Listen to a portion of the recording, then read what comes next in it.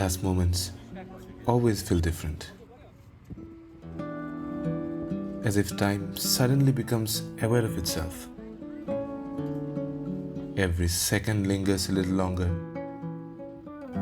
Every glance holds a little more meaning. But every journey, no matter how beautiful, is meant to come to an end.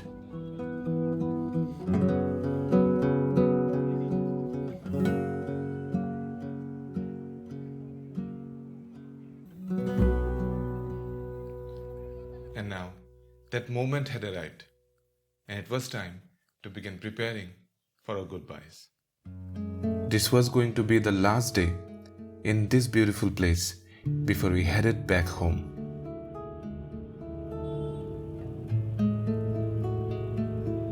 I had taken a good number of photos by then.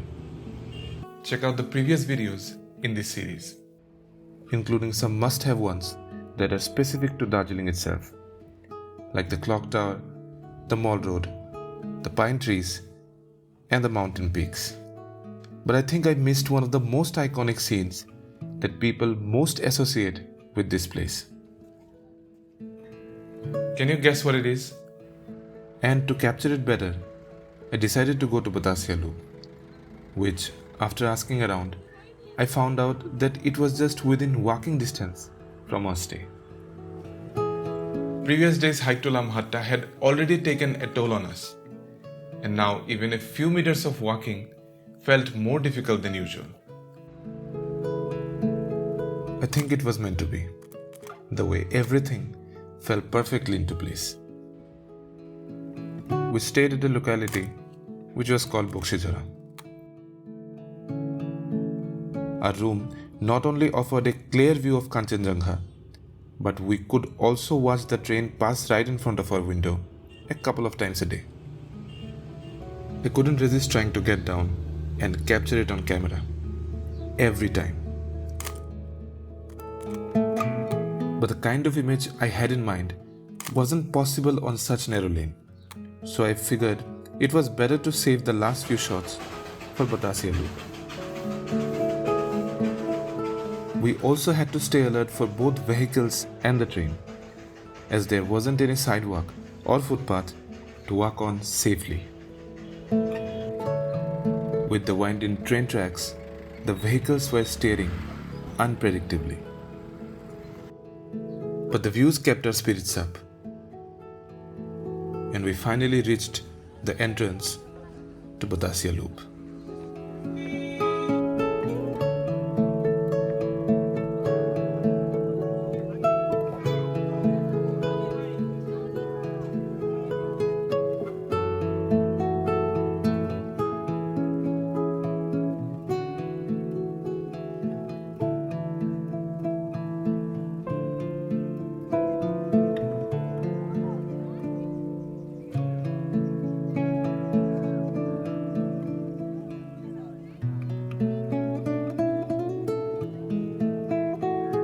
Both the steam and the diesel trains loop around here and stop for a while.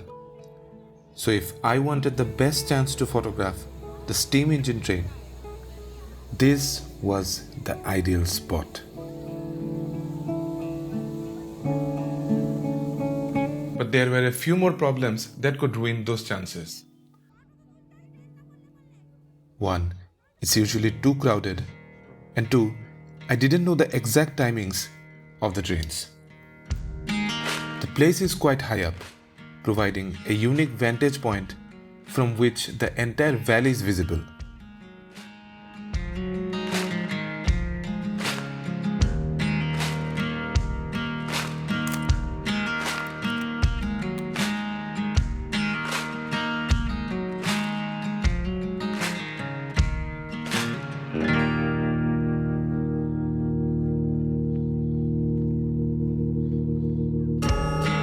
Suddenly, we heard the sound of a train honking in the distance.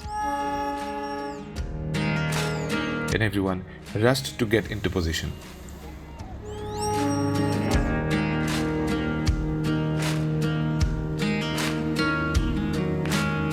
But when they saw it was the diesel train, there seemed to be a collective disappointment.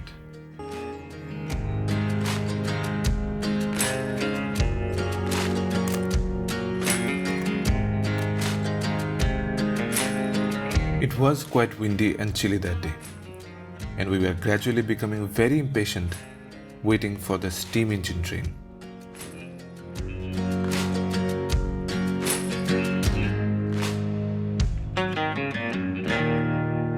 Just as I was almost ready to leave, everyone suddenly started rushing again.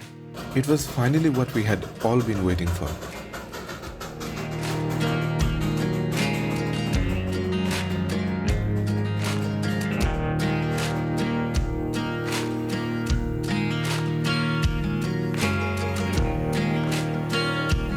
As the train stood stationary near the halt, it was impossible to get a clear view because people were crowding around it, despite repeated warnings from the crew to stay away from the firebox.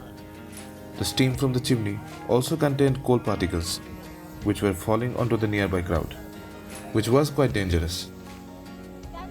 Initially, I stood almost directly in front of the train, planning to snap a photo as soon as it started to move. But listening to advice from my fellow traveler, she suggested that I walk a few steps away from the halt to a spot where a much clearer and wider composition was possible. And thanks to her, I got this.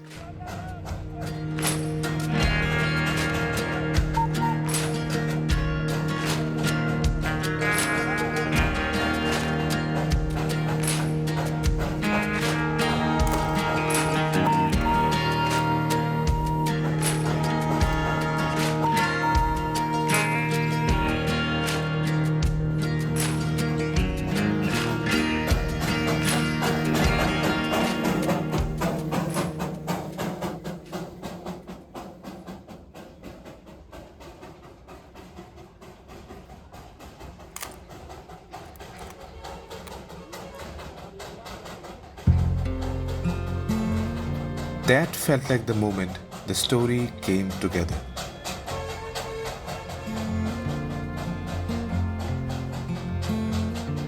Without overthinking every detail, I think it came together quite well.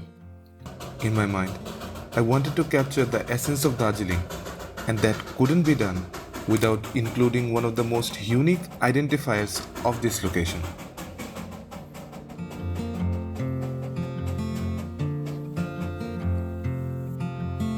Sure, I missed a lot along the way, but if I were putting together a series of photos that showed Darjeeling through my eyes, this was the one I couldn't leave out.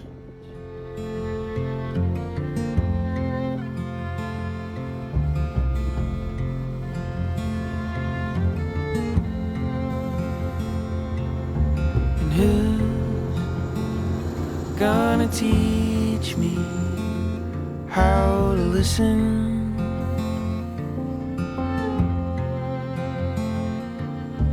And who's gonna love me without a reason?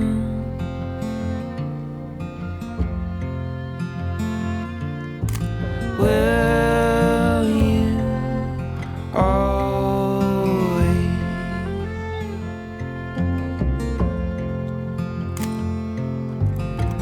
Through all the trouble and all the worry, time's gonna bring our way. With all the beauty, through all the heartache, will we always? After all that, hunger finally caught up to us.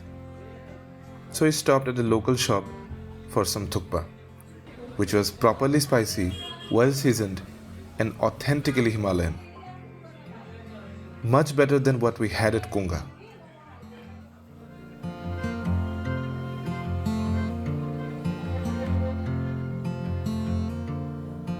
With our bellies full, we returned to our stay, relaxed for the night, and got ready for the journey back home the next day.